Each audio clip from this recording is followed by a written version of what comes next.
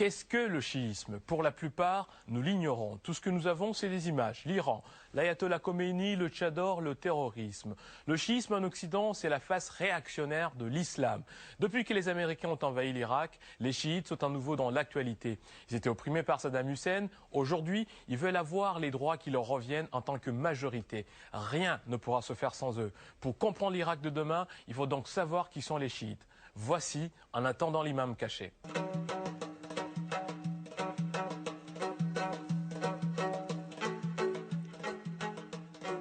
1 milliard, c'est le nombre de musulmans dans le monde aujourd'hui.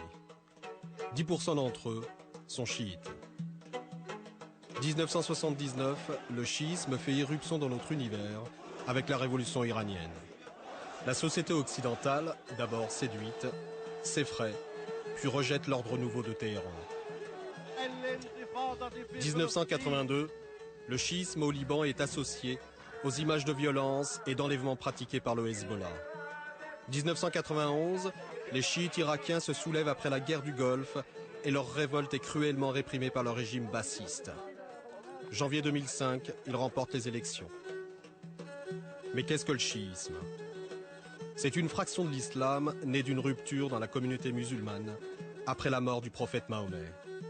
C'est la certitude qu'ont les fidèles qu'à la fin des temps, un messie, l'imam caché, le 12e, reviendra pour inaugurer un règne de vérité et de justice.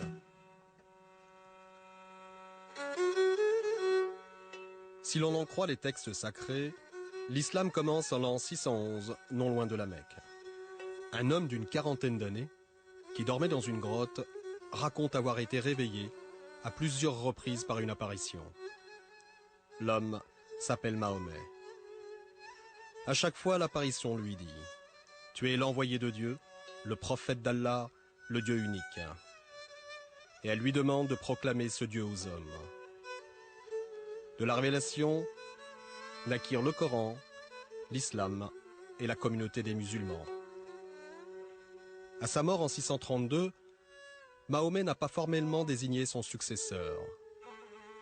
Qui va devenir le calife, le nouveau guide des musulmans?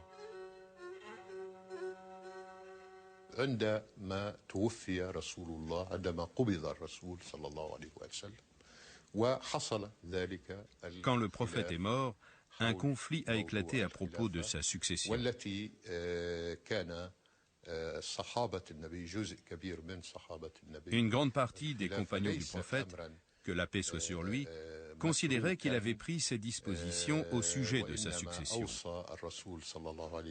et qu'il avait nommément désigné un homme, Ali. Ali, cousin et gendre de Mahomet, réclame la succession en tant que proche parent du prophète. Un prophète dont les paroles, disent les théologiens chiites, désigne Ali comme seul légataire. La plus connue est le récit du manteau. Un jour, le prophète couvrit de son manteau sa fille, son cousin Ali et leurs 2 enfants. Un acte qui symbolise pour les chiites la transmission du don prophétique à Ali et à ses descendants.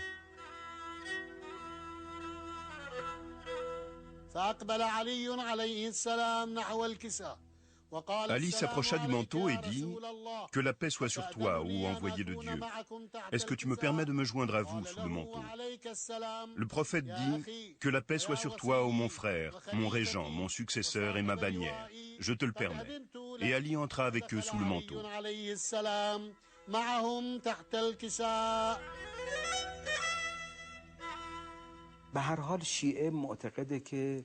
Pour les chiites, Ali est le successeur immédiat du prophète Mahomet.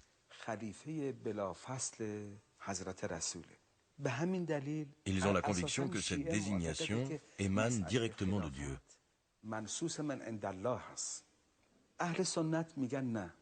Alors que pour les sunnites, on envisage la succession sous la forme d'une élection. Les grands sages, les savants, les notables de la ville se réunissent et désigne le successeur du prophète. La communauté des musulmans estime qu'Ali est trop jeune et que d'autres candidats sont plus légitimes. C'est le cas d'Abou Bakr, un des premiers compagnons de Mahomet, âgé de 62 ans. C'est Abou Bakr qui a pris la succession. Mais les partisans d'Ali n'ont pas cessé de croire qu'Ali était l'imam légitime. Ali se plie à la décision prise par la communauté. Mais ses fidèles ne reconnaissent pas la légitimité du premier calife Abou Bakr. C'est la création d'un nouveau groupe que l'on appelle Shi'at Ali, partisans d'Ali. D'un point de vue étymologique, le mot chiisme veut dire reconduire ou adhérer. Par exemple, on dit « quelqu'un a reconduit l'autre jusqu'à la porte », c'est-à-dire qu'il l'a suivi et accompagné jusqu'à la porte. Historiquement, les partisans sont un groupe qui a suivi le chemin de l'imam Ali. Et par la suite, ce groupe a été appelé les chiites.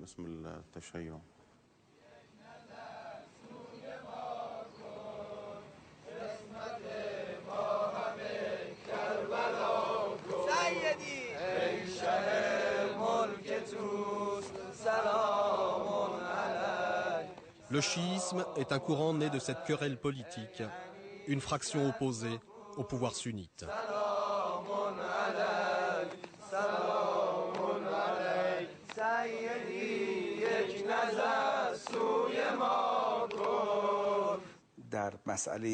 Pour dire les choses autrement, la vraie question est celle-ci. Qui pouvait remplacer le prophète Mahomet? Cette question du remplaçant était véritablement d'une importance extrême. Mais en ce temps-là, cela n'a pas été théorisé ainsi. Il s'agissait juste de conflits. Des querelles qui, d'ailleurs, ressemblaient plus à des divergences politiques.